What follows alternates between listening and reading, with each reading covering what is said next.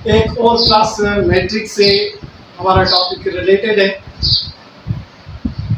जैसे पिछले टॉपिक्स के अंदर या पिछले लेक्चर के अंदर हमने प्लांट के बारे में ऑस्मो रेगुलेशन पढ़ा, फिर एनिमल्स के बारे में पढ़ा। एनिमल्स की बुनियाद के ऊपर हमने दो हिस्सों के अंदर इसको डिवाइड किया, क्लासिफाई किया। एक्वेटिक अलग पढ़ा और टेरेस्ट्रियल अलग पढ़ा। उस टेरेस्ट्रियल के अंदर एक मेन जो वेल डेवलप जिसके अंदर ऑर्गन्स वगैरह, ऑर्गन सिस्टम्स वगैरह होते हैं, तो वो हम आज सब कुछ पढ़ेंगे। वो देखो उसके अंदर कौन कौन सी, इवन ह्यूमन है, उसके अंदर कौन कौन सी चेंजिंग आती है टेम्परेचर बढ़ने से या डिफरेंट टाइप के मटेरियल्स बढ़ने से, उनकी बॉडी के अंदर कौन सी चेंजिंग आती है। देखिए होम्योस्टेसिस इन ह्यूमन या मेन के अंदर, मेन के अंदर होम्योस्टेसिस कैसे होता है। Human develop the homeostasis system. अब उस होम्योस्टेसिस के अंदर मेन ऑर्गन होते हैं जो होम्योस्टेसिस कराने में हेल्प करते हैं। ये याद रखना, इंसान को भी बॉडी टेम्परेचर है, बॉडी ऑस्मो रेगुलेशन को भी मेंटेन करना होता है। उसके अंदर कौन कौन से ऑर्गन्स इन्वॉल्व होते हैं जो ये प्रोसेस कराने में हेल्प करते हैं।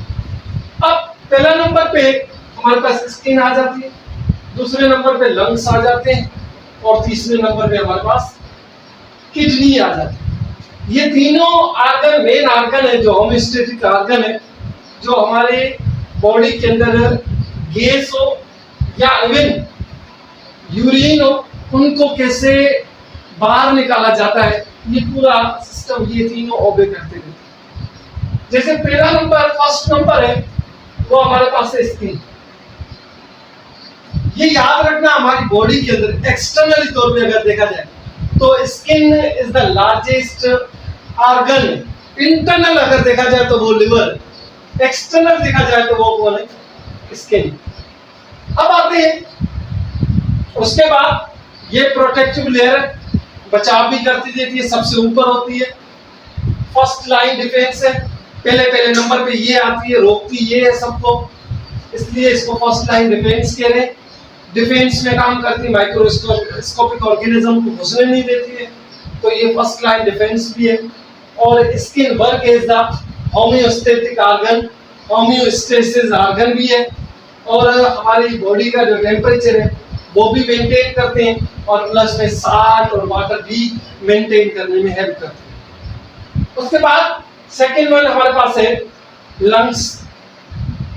लंग्स हमारी बॉडी के अंदर कार्बन डाइऑक्साइड और ऑक्सीजन की लेवल को मेंटेन रखने की कोशिश करती हैं और maintain the rate of respiration and flow of energy भी ये कराते रहते हैं कि हमारी बॉडी के अंदर जैसे ग्लूकोज टूटता है ऑक्सीजन की वजह से, वो ऑक्सीजन के लेवल को बढ़ाना, कार्बन डाइऑक्साइड के लेवल को कम करना, ये कौन करता रहता है, लंग्स करता रहता है। ठीक है। उसके बाद तीसरा नंबर हमारे पास है किडनी। होम्योस्टेटिक ऑर्गन में किडनी आ जाती है। ठीक है। किडनी एक याद रखना कि एक फिल्ट्रेटिंग ऑर्गन है या फिल्ट्रेशन करने में हेल्प करता है। हमारी बॉडी के अंदर जो फ्लूइड होता है उसको फिल्टर करने में हेल्प करता है। और ये मेंटेन द इंटरनल वाटर, और एक्सेस जो वाटर होता है उसको रिमूव भी करता है। जैसे for example maintain the urea, ammonia, uric acids, cysteines and other waste by excreting through the urines. Different type के हमारी बॉडी के अंदर या दूसरे लिविंग ऑर्गेनिज्म की बॉडी के अंदर कंपाउंड्स बनते हैं, उन कंपाउंड को रिमूव करना हमारी बॉडी से थ्रू द यूरिन, वो कौन कराती रहती है, वो स्किन कराती है।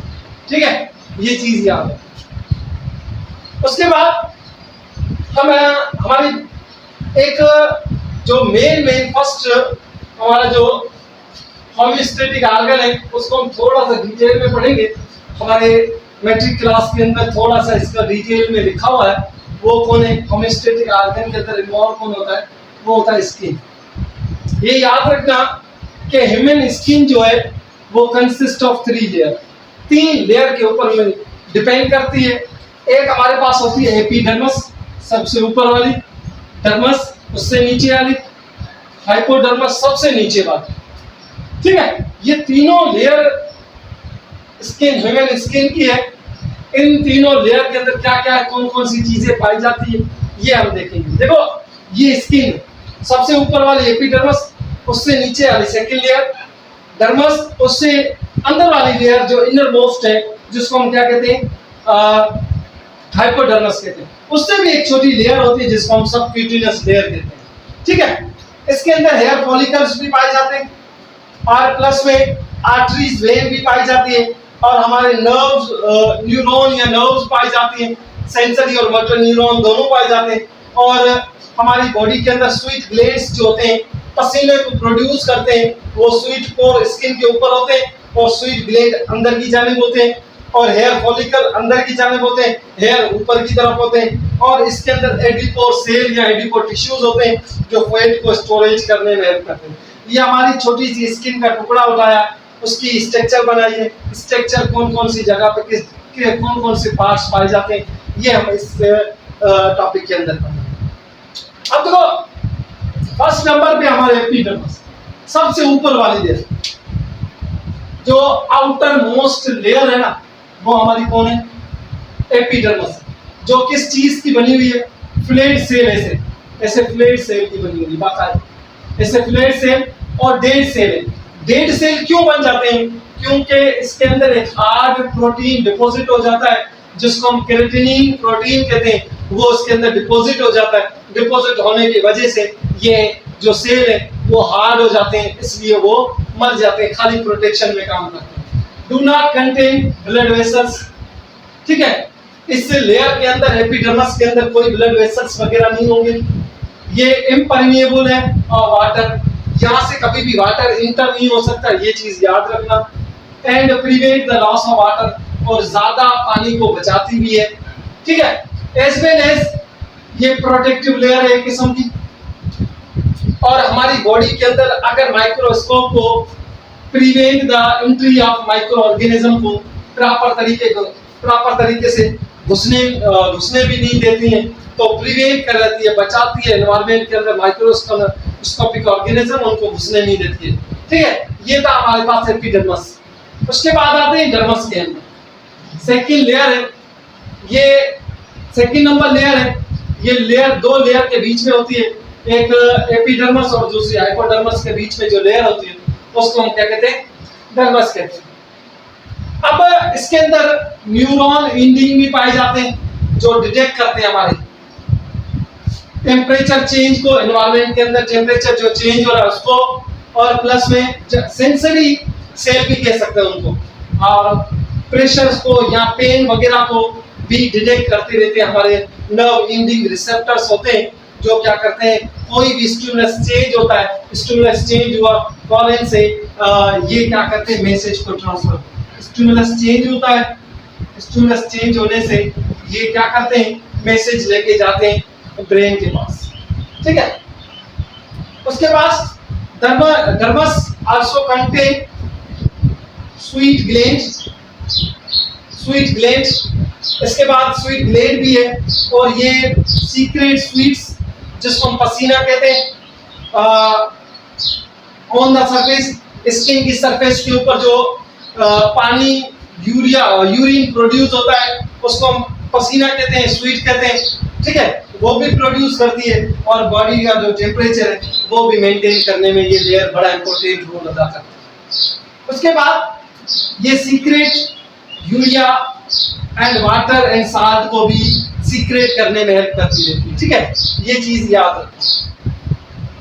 और इस लेयर के अंदर नेटवर्क ऑफ आर्टरीज या ब्लड वेसल्स वगैरह पाई जाती है जो इन्वॉल्व होती है ब्लड रेगुलेशंस के अंदर, टेम्परेचर रेगुलेशंस के अंदर बड़ा इंपॉर्टेंट रोल अदा कराती है। ये चीज याद रखना, टेम्परेचर रेगुलेशंस के अंदर बड़ा इंपॉर्टेंट रोल अदा करता है। Dermis also contain hair follicles, hair follicles पाए जाते हैं। ये हेयर फॉलिकल्स है जो ओरिजिन ऑफ द हेयर्स होती है, वो कौन सी लेयर के अंदर होता है, डर्मस के अंदर होती है। ठीक है, और इसके पास ट्यूबस ग्लैंड होते हैं जो ऑयल को सीक्रेट करने में हेल्प करते रहते हैं।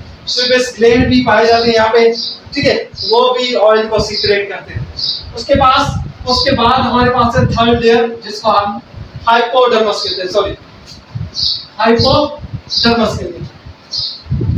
हाइपोडर्मस इनर मोस्ट लेयर है, ये चीज याद रखना है।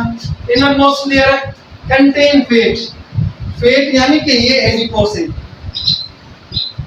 और which are act as a insulating layer या insulating agent by loss of heat, या हम कह सकते हैं ये ज्यादा से ज्यादा एनर्जी को स्टोर करने में हेल्प करती है।